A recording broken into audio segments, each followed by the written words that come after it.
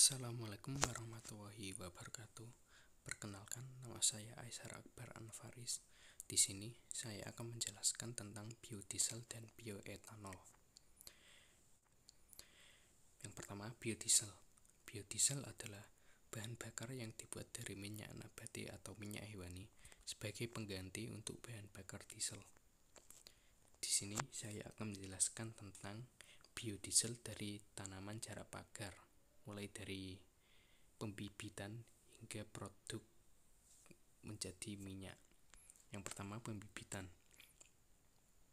Bahan tanaman dapat berasal dari stek cabang atau batang maupun benih. Jika menggunakan stek, dipilih cabang atau batang yang telah cukup berkayu.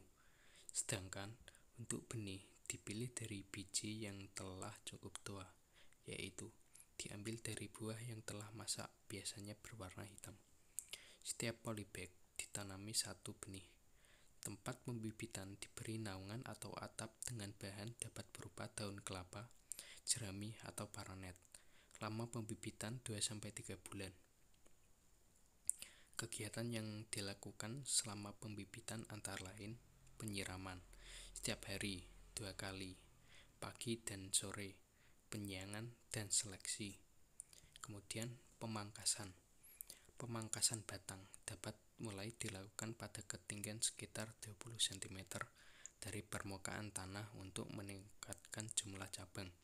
Pemangkasan dilakukan pada bagian batang yang telah cukup berkayu, ditandai dengan warna coklat keabu-abuan. Kemudian pembungaan. Tanaman jarak pagar mulai berbunga setelah umur 3-4 bulan. Sedangkan pembentukan buah mulai pada umur 4-5 bulan. Pemanenan dilakukan jika buah telah masak.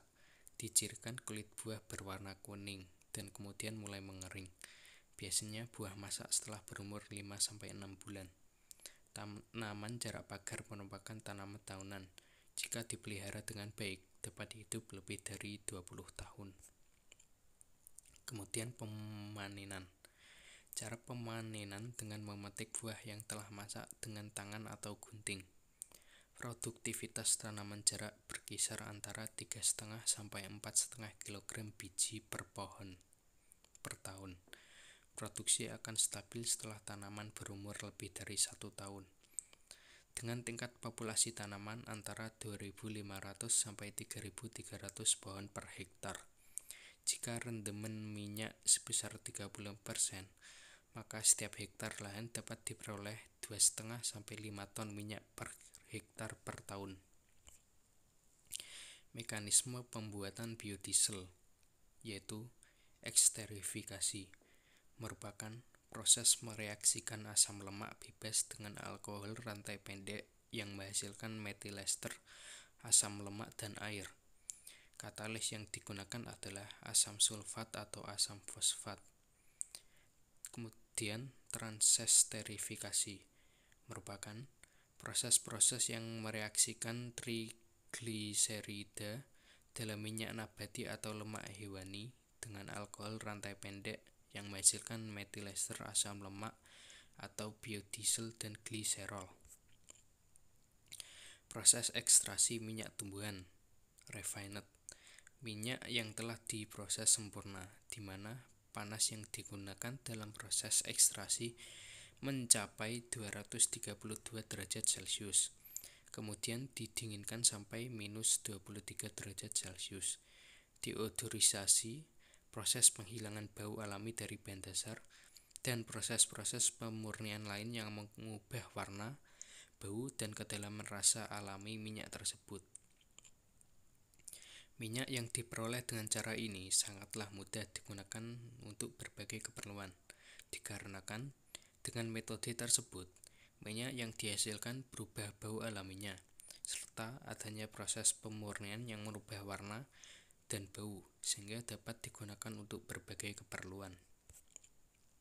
Kemudian bioetanol. Bioetanol adalah bahan bakar yang dibuat dari fermentasi biomasa, di antaranya jagung, umbi-umbian, dan tebu. Kemudian dilanjutkan dengan proses destilasi. Mekanisme pembuatan bioetanol. Ada 3 proses utama dalam mekanisme pembuatan bioetanol. Yang pertama, proses fermentasi. Bahan nabati seperti umbi-umbian, jagung, dan tebu akan diambil sarinya, lalu dicampur dengan air dan didiamkan selama beberapa hari. Yang kedua, proses destilasi. Setelah difermentasi selama beberapa hari, selanjutnya akan disuling. Yang ketiga, penyaringan. Setelah penyulingan, hasilnya akan disaring dan menghasilkan etanol. Menghasilkan limbah sisa penyulingan dan etanol. Bioetanol dari tebu. Yang pertama, proses fermentasi. Etanol dibuat dari tetes tebu yang nanti akan difermentasi.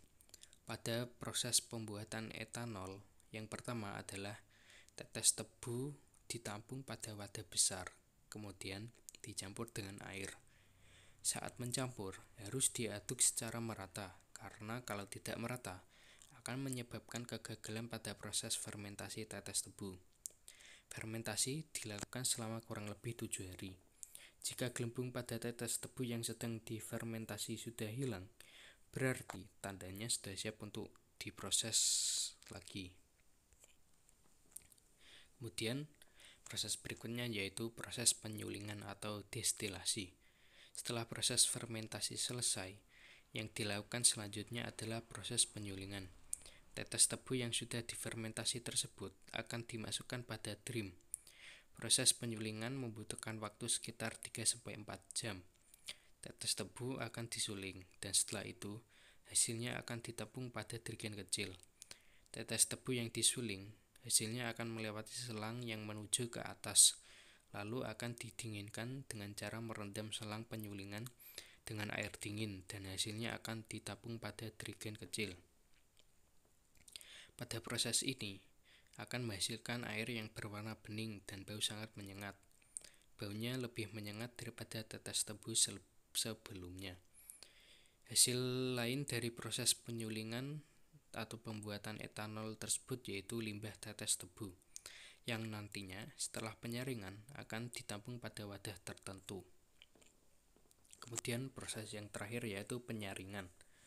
Setelah penyulingan, selanjutnya akan disaring dan akan menghasilkan alkohol yang bening seperti air. Hasilnya cukup bervariasi, mulai dari kadar alkohol yang paling rendah dari 15% hingga yang paling tinggi 90%. Data di atas merupakan hasil wawancara dengan Bapak Dirjo, 73 tahun, yang bertempat di Desa Sentul, Kelurahan Bekonang, Kecamatan Mojolaban, Kabupaten Sukoharjo, Jawa Tengah, yang dilakukan pada hari Sabtu tanggal 25 Desember 2021. Berikut beberapa dokumentasi hasil wawancara tersebut. Kemudian, upaya untuk meningkatkan pencapaian target EBT pemerintah, yaitu pertama, sosialisasi kepada masyarakat umum tentang energi baru terbarukan, agar masyarakat lebih paham dan sadar akan pentingnya energi baru terbarukan dan mendukung pemerintah dalam mencapai target energi baru terbarukan. Kemudian yang kedua, transisi energi. Penggunaan bahan bakar fosil diganti dengan biofuel, yang diantaranya biodiesel, bioetanol, dan biogas. Upaya sosialisasi dan transisi energi diharapkan dapat meningkatkan pencapaian target energi baru terbarukan pemerintah. Sekian dan terima kasih. Assalamualaikum warahmatullahi wabarakatuh.